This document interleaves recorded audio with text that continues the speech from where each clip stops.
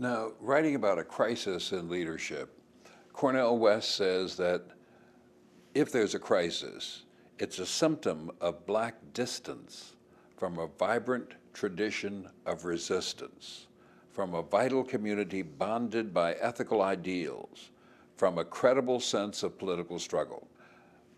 Do you agree? Is there a crisis in Black leadership today, and does he describe it adequately? I think he's got a point in what he says. I really do.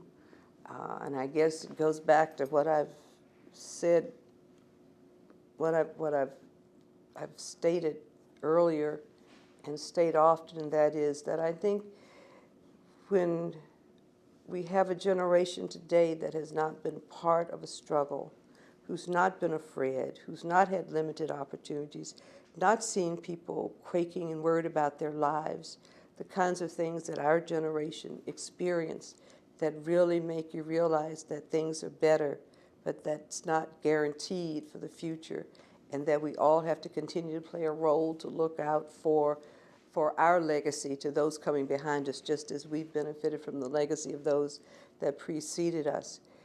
And I get concerned about that. I'm wondering, do we move back in some ways? It may be because we see more integration, and I don't mean in terms of just schools and businesses, but because we now have more opportunities to be part of broader communities, both in the professional workplace as well as in our personal communities of living and socializing, that we don't see the concentration of effort and maybe focus in one or two individuals. But maybe that's not where it should be. But I do get concerned sometimes about who's really the major role. Who's the Martin Luther King of today?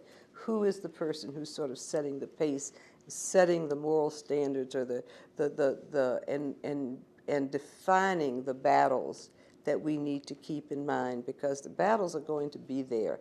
I don't think the battles have all been eliminated. They may be different or they may seem different, but I think they're still there.